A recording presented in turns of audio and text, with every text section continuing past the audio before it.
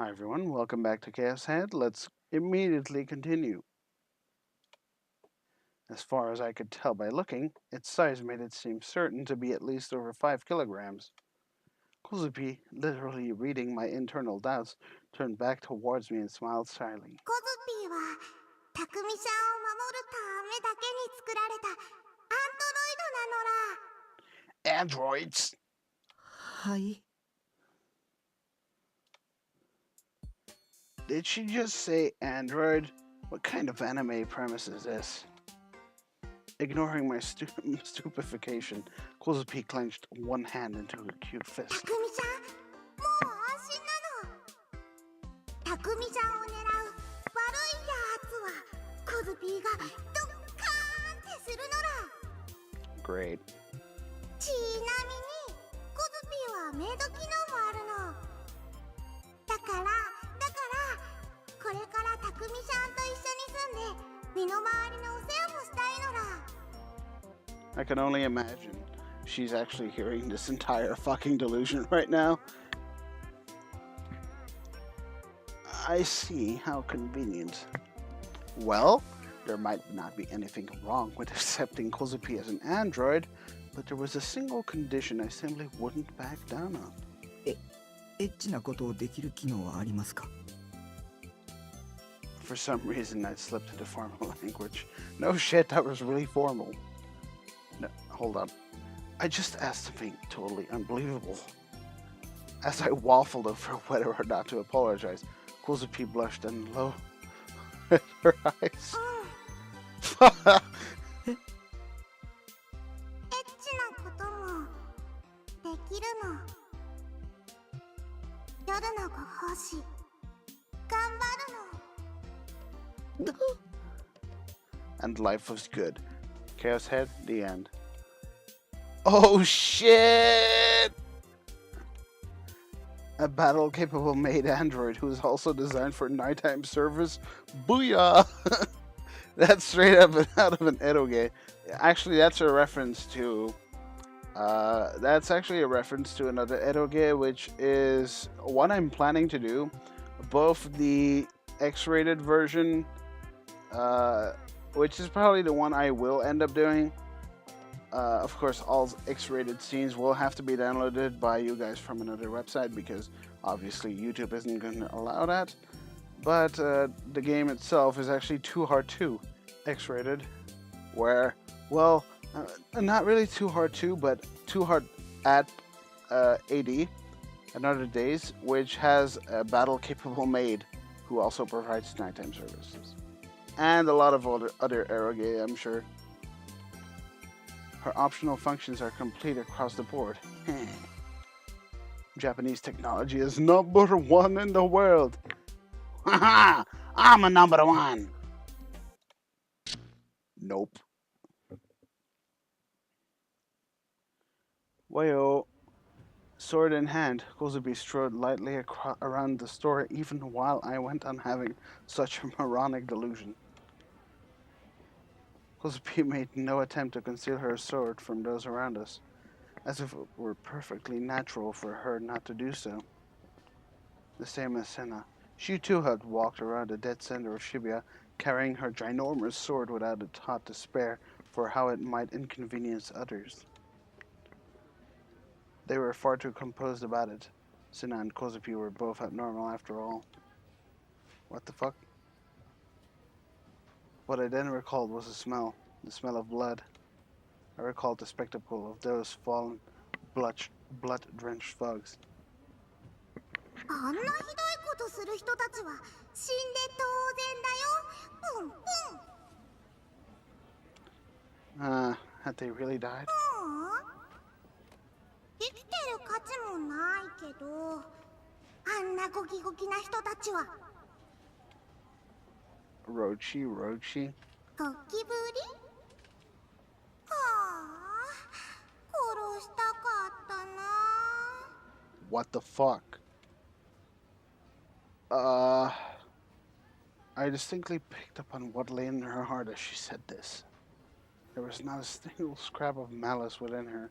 She simply wanted to retaliate against bad people and she didn't see anything wrong with it. My kind of girl. 最近渋谷はますます物騒だよ。 Yeah, no shit, there's a fucking cute anime schoolgirl holding a ginormous fucking sword in her hand, half decapitating people and chopping off their feet and limbs and holy shit. And you're saying to me that Shibuya has gotten more and more dangerous lately? What the fuck? 昨日も怖そうなゴキゴキ男たちに拉致されそうになっちゃったからドカドカドカーンってしてやったのら。 Well, they must have regretted that. Holy shit. She too might be twisted in a different way for me. 西条くん、こっちです。 That was good. Still carrying her colossal D-sword, Kozupi started walking off. She was short and slender-armed and didn't look strong at all, but she proceeded with light footsteps, showing no particular sign of the feeling of the sword's weight. She frequently seemed about to bump into passing customers or displayed goods with the tip of her sword, and I covered my eyes each time. Miraculously, however, she got by without hitting anyone. Our destination turned out to be the staircase. It was dim, and unlike the rest of the floor, empty of a human presence. No one had come here. How unexpected for such a desolate place to exist in a famous loft store, hardly a 5-minute walk away from Shibuya Station. ロフトだけじゃないのだ。デパートの階段って全然人がいないの。 How could she know something like this that I didn't? When she moved here only a few weeks ago, and I'd been living in Shibuya for almost like 2 years. コズピーは東京に来てから毎日渋谷を歩き回ってたのら。それで見つけたの。憩いの場所だよ。 Evidently in a positive mood, Cosby sat down on the stairs. She nonchalantly laid her D-sword close beside her. Since I'd also lost the ability to put up with the ache in my sides, I decided to take a short breather as well. それで景色とか模様とか見ると別のものが見えたりしないかな。ゾウさんとかウサギさんとかライオンさんとか。 Are you 一番おーっ high? て思ったのはオオサンショウウオさんに見えてた時。 What are you talking about? 理想度の話ですよ。うっぶー。何かの模様とか景色とか見ると動物さんとかいろんな形に見えることがあって。 Ah, so that's what you mean. Yeah, I've experienced the same thing. And on the unfurled roof as well. When I tried viewing things from that perspective, it was there. A D-sword blending into the scenery. はい、ピンポンです。コズピーが最初に見えた時はハムポンポンが死んじゃった時。 Hamapompon? 小学生の時飼ってたハムスター。ほいでハムポンポンのお墓を作ってあげようって土手に行ったのら。でもスコップ忘れてお墓作れなくてふみゃーって泣いていたらお空にこの剣の形が見えた。それからはいろんなところでよく見るようになったのら。 How did you get your hands on it? I'd found my D-sword, but in the end I hadn't been able to get a hold of it. No matter how much I stretched out my hand, I didn't feel anything, and I couldn't grasp it. ただ願ったんだよ。 You wished to obtain it, but then even I. Kozupi peeked up at me and shook her head slightly. 違うのら。願ったのはね、殺してやりたいっていうこと。 Why? Her mental voice rang out clearly in my head. I hadn't mistaken her words. Just now she'd said it distinctly. To kill, she'd spoken bashfully. The stairs between lofts 5th and 6th floor were very quiet, with only a little bit of background music leaking in from the store interior. Neither of us said a thing. Somebody's breathing resounded loudly in my ears. Was it hers? No, it was mine. The stairs where no one came. A blind spot in the center of town called Shibuya, a kind of air pocket. I swallowed to moisten my parched throat. そう願いながらミューンって空見たらまた剣が見えて、でもその時まで剣とは思ってなかったよ。なんだかガキーンってしたものって思ってた。あれでブーンってやったら殺せるかなって無意識に手を伸ばしたら本当につかめたのら。And then what happened? What did you do with it? Oh boy. 殺そうとしたけどできなかった。コズピーの力じゃ半殺しにするのが精一杯だったのです。 This girl was broken. 壊れてないよ。プンプン。ここに剣あるもん。 I could see from the way she gazed lovingly at the D-sword by her side that she placed absolute faith in it. Her heart, too, conveyed the same thing to me. Would I be incapable of attaining a D-sword unless I became as broken as her? Was I still unbroken in the first place?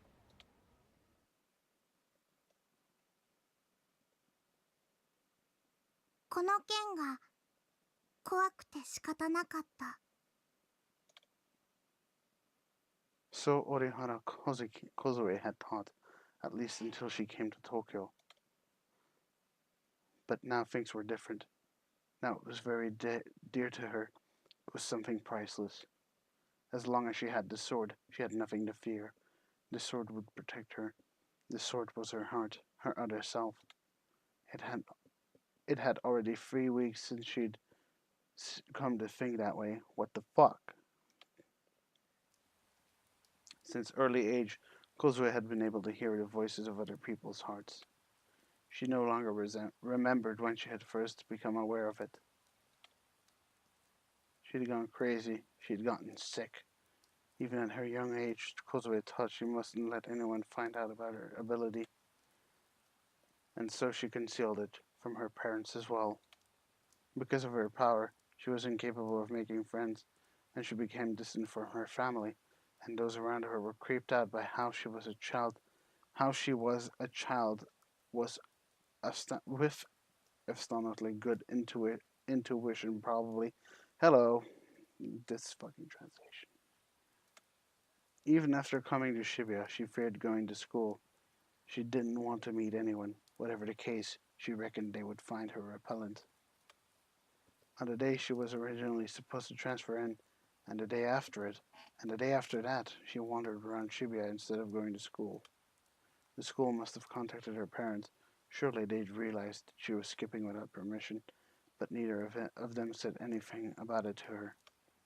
Unlike in the boondocks, where she'd lived before, no one found fault with her even if she walked around the city all morning on a weekday with her appearance that would make it easy for people to mistake her for a middle school student. Several days after she had begun to meander around Shibuya, she found a resting place on the stairs inside Loft, and sitting there while zoning out became part of her daily routine. On that day, too, she left Loft to go home around dusk after spending close to 4 hours there. Drops of rain fell from the dark gray sky. Kozue didn't have an umbrella with her, but she listlessly walked into the rain without either looking up at the sky or minding the wetness. At this point, something flew into her field of sight. The world is ending. Hello, old man.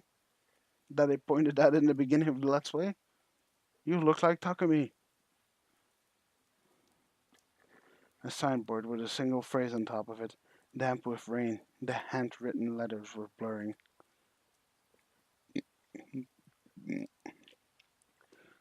The person holding the board was a lone homeless man, sitting inconspicuously at the side of the road in the midst of the rain.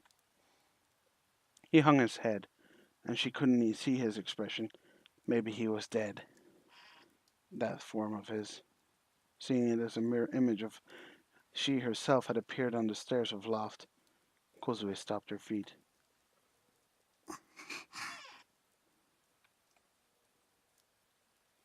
For a brief moment she hesitated.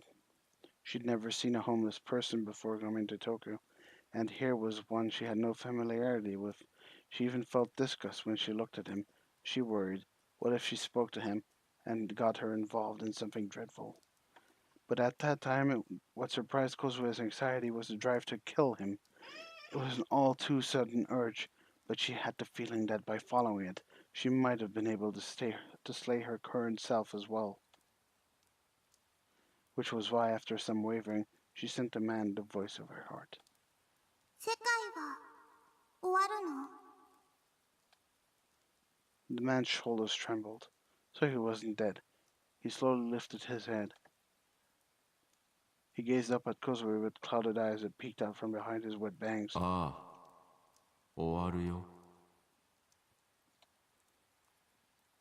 Kozue widened her eyes a little, startled. Not by how he'd confirmed the end of the world. She was surprised by the fact that he'd answered her. She hadn't expected an answer. The people she mentally spoke to either became confused and made themselves think it was an hallucination, or trembled in fear and swiftly fled. Even if she succeeded in communicating with them, it was difficult for them to respond so calmly. Human thoughts were all too illogical and chaotic. Yet this man had answered Kozue's question with a simple sentence, without any change in his expression. The spirit she sensed through his voice was brimming with a deep sorrow. His heart was crying.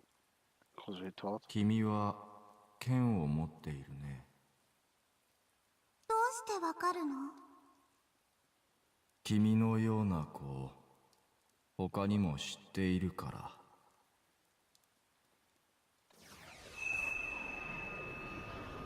Kozue raised her hand above her head and showed him how she drew her D-sword. She pointed its tip at him. この剣が見えるの？見えないよ。じゃあどうしてわかるの？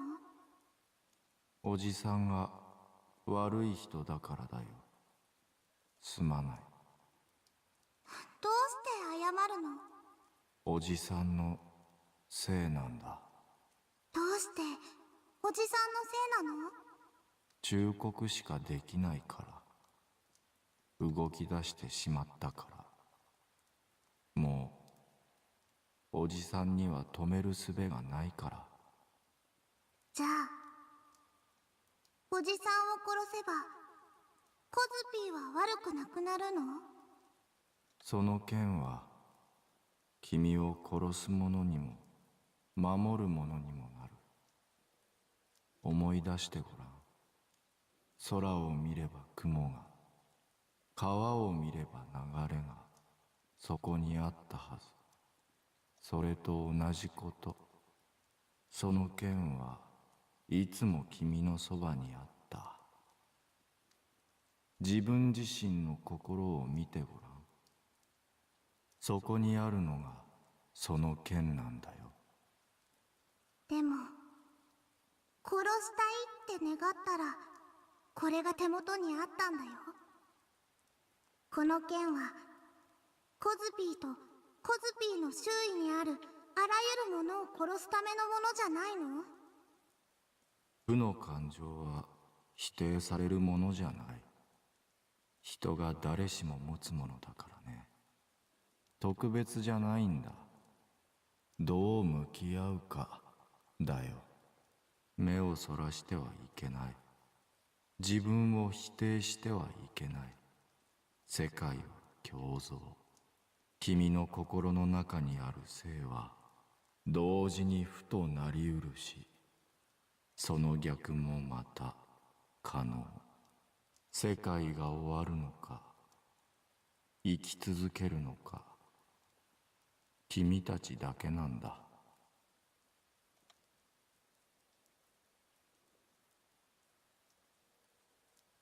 In the end, Kozue didn't kill him.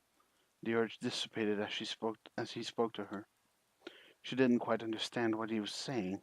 Even so, after thinking about it furiously, she reached a single conclusion. The sword was herself. If she looked at it without rejecting it, it would save her. That was why Kozue pure-heartedly came to depend on this sword of hers.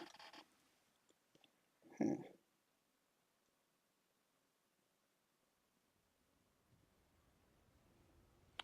I craned my neck as I listened to Kozubi's story. Who on earth was that man? A homeless person with a poster. Come to think of it, I felt as if I'd seen people like that several times before. Had they all been the same person? What I didn't understand was how the homeless man knew about these swords. Maybe unbeknownst to me, these swords were in truth renowned throughout Japan? Nah, of course not. I scrutinized Kozupi. Her expression was so serene that I had a hard time reconciling it with the disturbing things she told me earlier about killing. She softly glided her fingers over the surface of her D-sword. そういえば、あのおじさん、別れ際にこんなこと言ってたのら。Oh boy, this is gonna be it. 君たちは特別な存在だ。中でも一番特別なのは、その目、誰の目を産み落とした少年。らしいんだって。And before gasp, I was speechless. What the hell? 西条くん、心当たりあるの？いや、別に。嘘ら。心は正直なんだよ。西条くんは今、ものすごーく関係ありますって考えてる。Damn it. It was hard to deal with how she picked up on everything. なんか怖い顔になってる。その目、誰の目って西条くんが最初に考えたの？ I bit my lip and stood up. I yanked out the tissue and stuffed up my nose. My nosebleed had stopped. Kozubi cocked her head from one side and looked up at me. どこへ？ I'm going home.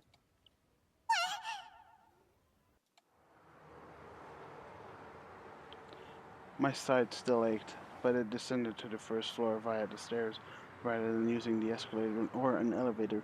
Thanks to that, I managed to avoid the crowd on the way outside. Kozubi trailed diffidently after me, teary-eyed. コズピー、何か怒らせるようなこと言ったかな？ Ignoring her question, I frankly made the wheels in my head turn. The homeless man Kozupi had met, a friend of Shogun?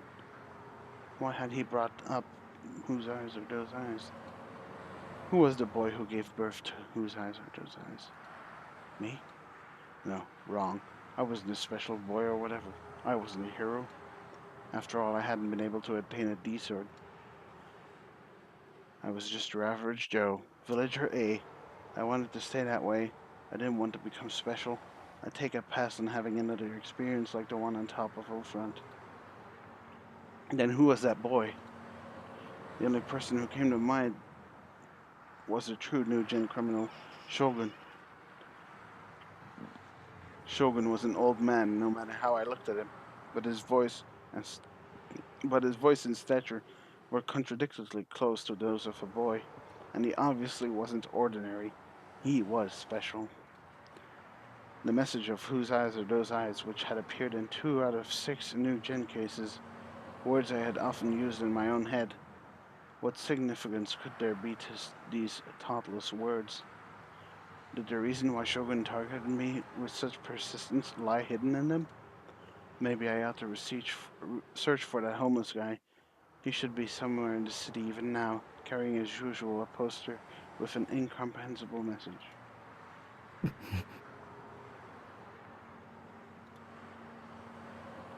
Look for him, and what next? I stopped and I shook my head as though to deny my own thoughts. What would become of searching for him? On the contrary, it might result in me plunging into danger with my own accord. Maybe he was working for Shogun and this was a trap set to lure me in. What did I plan on doing if I stroll over to meet him? And another quest began from it.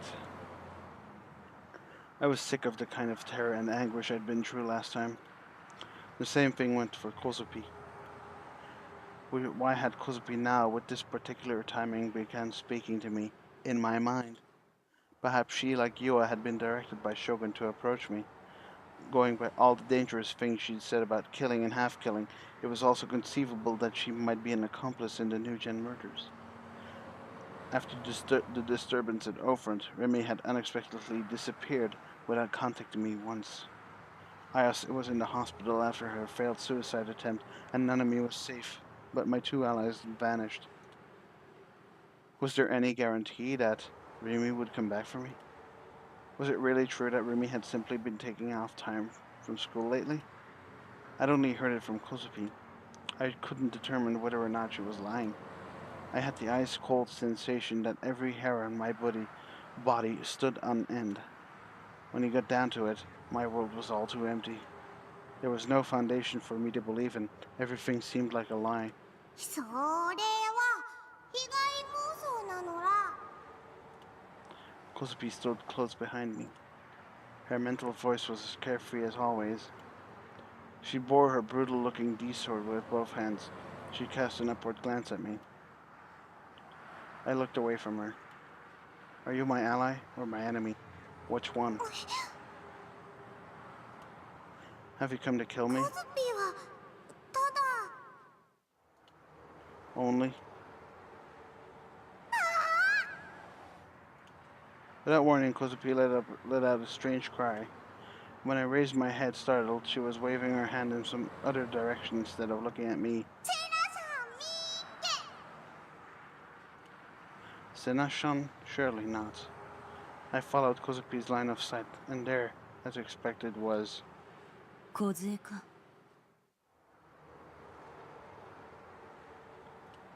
Always Senna was walking toward us, her D-sword on her shoulder, and an expression that spoke of an endlessly bad mood on her face. I couldn't help assuming in a defensive position. Why had Senna appeared here? Another coincidence, or a planned-out trap? Did these two know each other? Then had Kozupi called her here? For them to kill me together? だからそれは被害妄想だよ。 But what should I believe in? Though I'd encountered Senna many times before now, she'd never tried to attack me. That didn't necessarily mean she was my ally.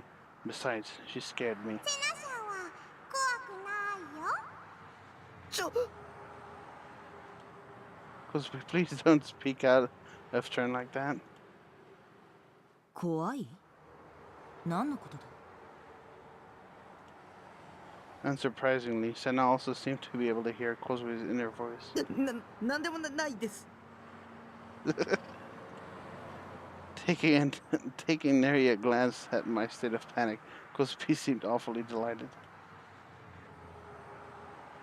She faced down as she clung bashfully to the hem of Senna's shoulder. Clothes. Hello. They made such an amusing pair that I started to feel like an idiot for being so anxiety-ridden.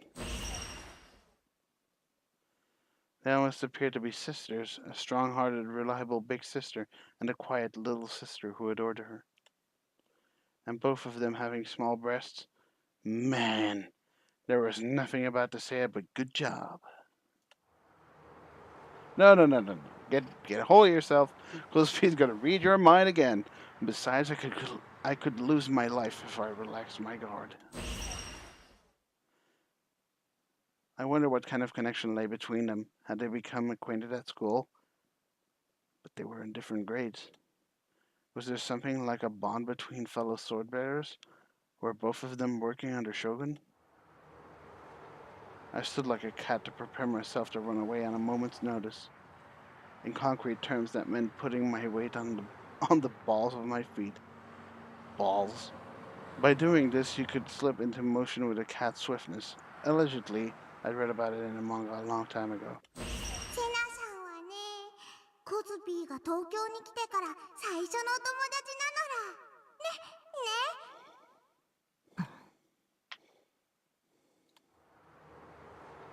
Rather than replying, Senna gave me a glare.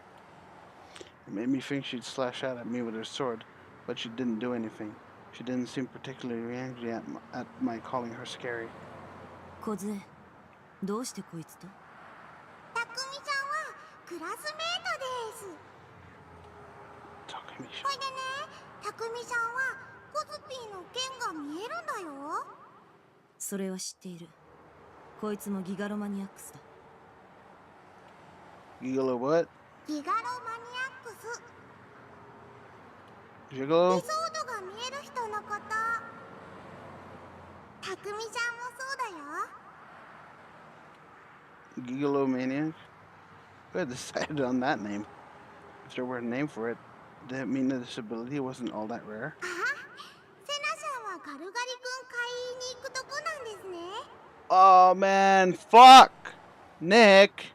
You still have my GariGari-kun in the fucking freezer, you bitch ass!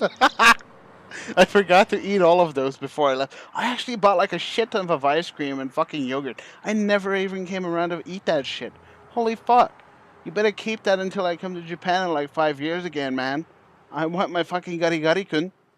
Anyways, GariGari-kun is a very popular brand of ice cream, but I think we should end it off here today, as I'm getting rather tired of reading out.